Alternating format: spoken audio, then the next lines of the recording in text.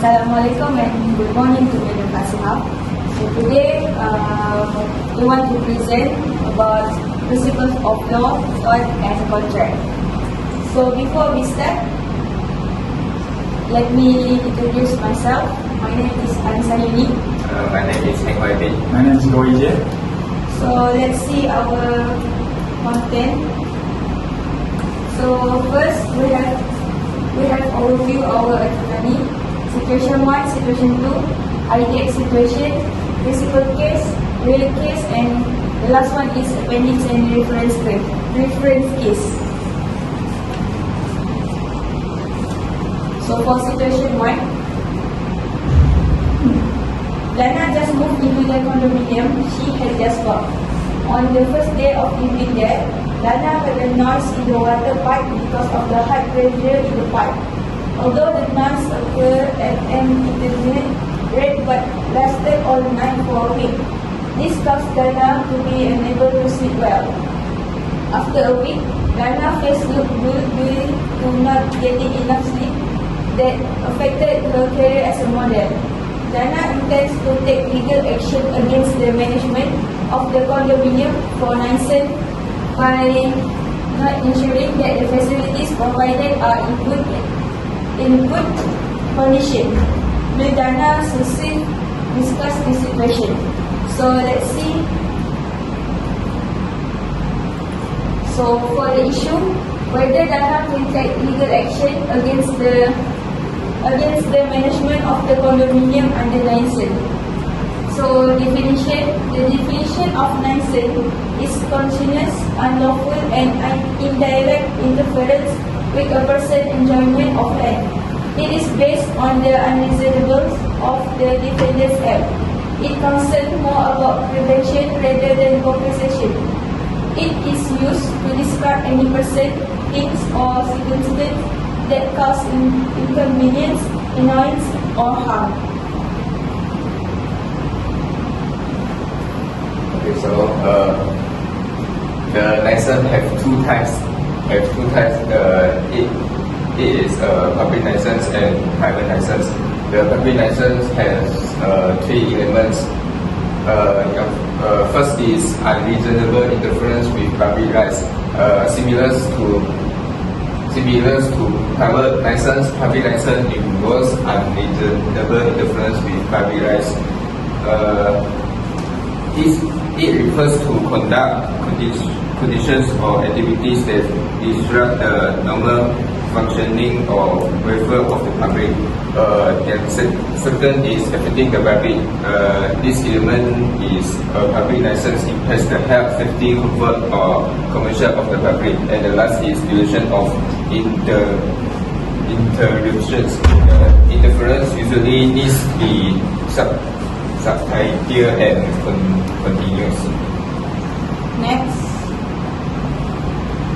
Okay, next is private license. Private license has four elements. First is unreasonable interference.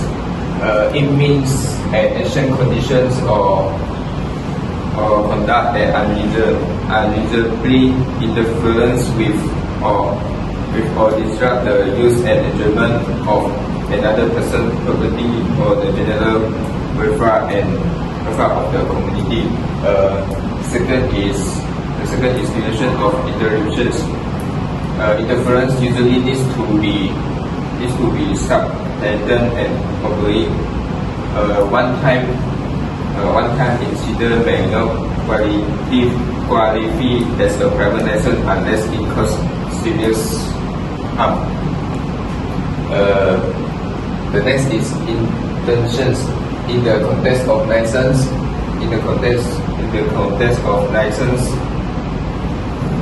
though the concept of intent is generally different from that usually associated with intentions cause.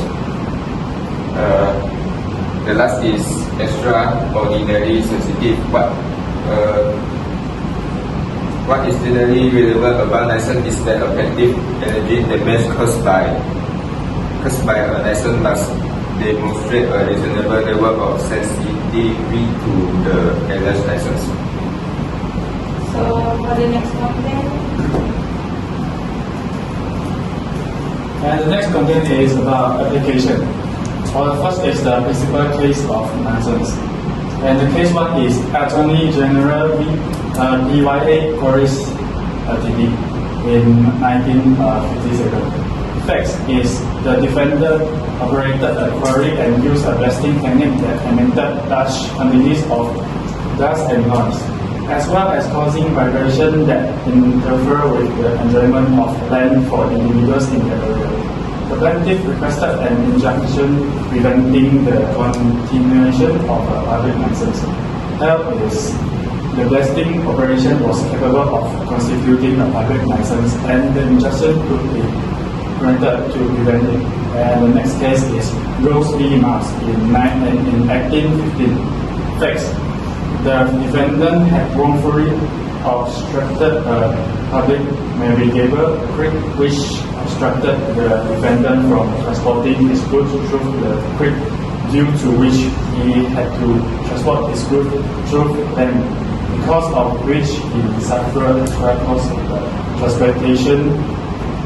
And the court held is the act of the defendant had caused a public nuisance, as the plaintiff successfully proved that he had incurred loss over other members of the society. And the next one is the real case in Malaysia. And the first one is Chin Hong Trading and Packaging Sdn Bhd v. Tenaga Nasional Berhad in 2011. And the fact is, the plaintiff operated a plastic goods manufacturing plant, obtaining power from the defendant. The defendant, who holds a license under the Power Supply Act of 1990. After a power meter inspection by the defendant's workers on 1 October 2010, the plaintiff received a letter the next day demanding a big amount of in compensation for revenue loss attributed to alleged tampering with the power meter.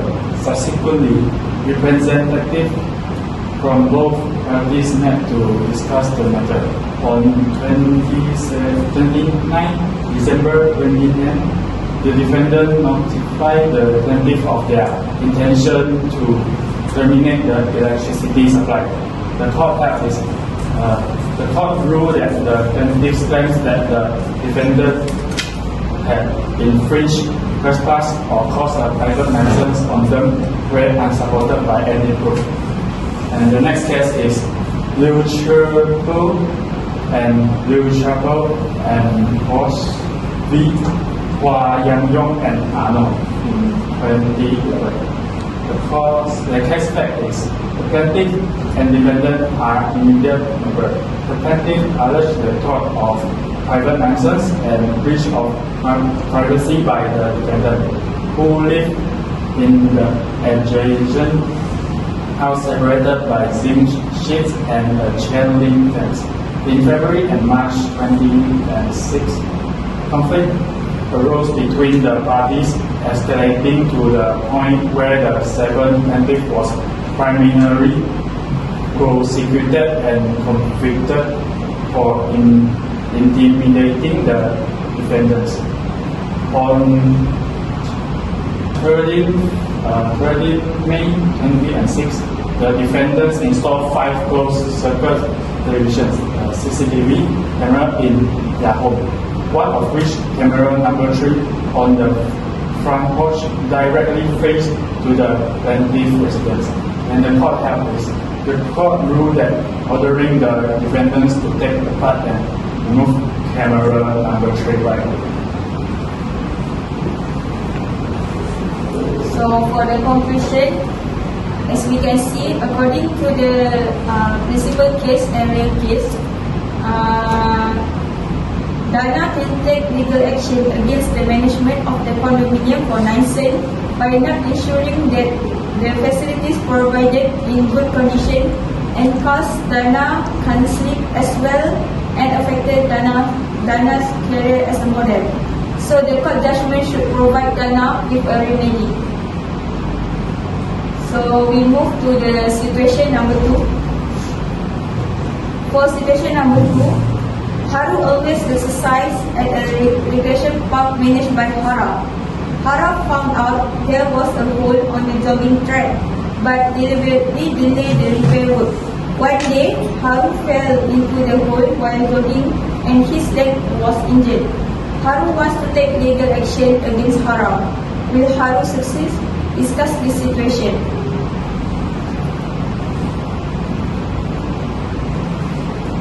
So, for the issue, whether Haru can take legal action against Hara under negligence.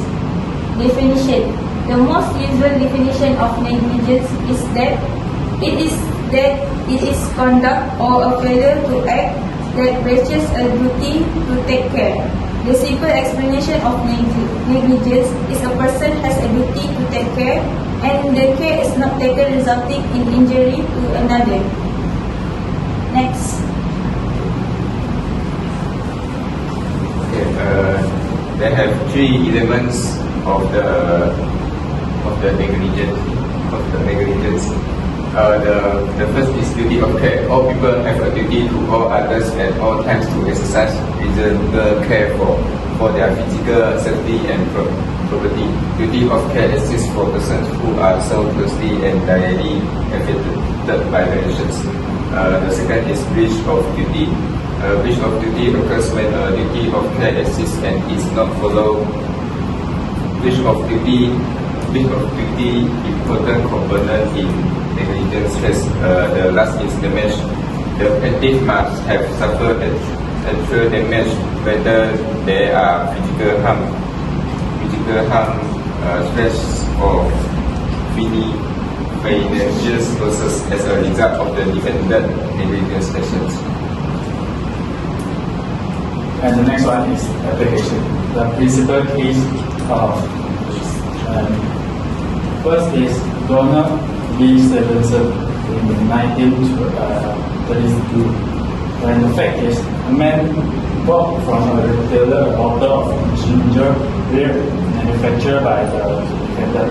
The defendant gave the bottle to his lady friend, who became ill from drinking the contents. The bottle contained decomposed remains of a snail. The bottle was opaque that the noxious substance could not have been seen and was not discovered until the lady filled the glass. The consumer sued the manufacturer for negligence. And the court held this. The manufacturer or consumer of their product a duty of care, thus was liable in negligence.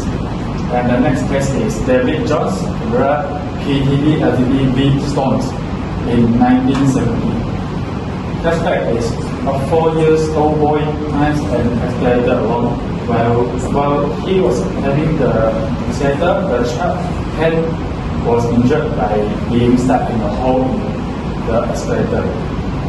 Court held is the child was not entitled to compensation as a warning had been issued for prohibiting the child from using the escalator unless accompanied by a guardian.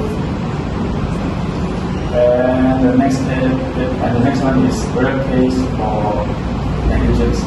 First is Dominion Natural Gas Split Collins and Perkins in 1999.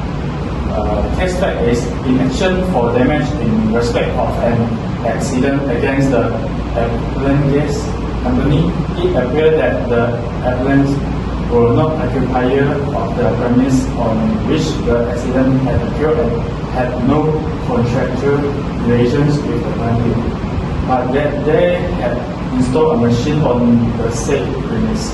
And the jury found that the accident was caused by an explosion resulting from waste owing to the appellant's negligence.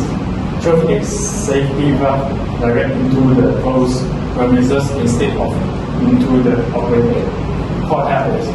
The initial negligence was found against the appellants in respect of an easy and reasonable precaution that they were bound to have taken.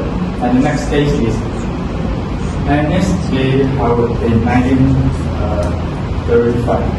The case fact is the plaintiff, police constable, was on duty inside the police station in a street in which, at the military time, there were a large number of people, including children.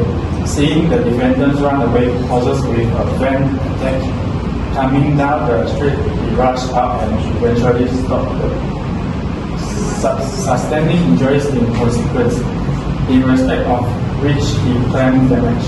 The court held the defendant's servant was guilty of negligence in leaving the horse unattended in the busy street. That as the defendants must have contemplated that someone might attempt to stop the horses in an endeavor to prevent injury of life. So, for conclusion, as a referring case to dominant natural gas with Collins and Perkins 1999, and the principal case of Donnell vs. Stevenson 1932, Haru can take legal action against Hara. It is because Hara didn't repair the hole at the park immediately and liable for negligence of causing injuries to Haru. Therefore, the court decision can provide a remedy to Hara. Remedy to Haru. So that's all from us. Thank you.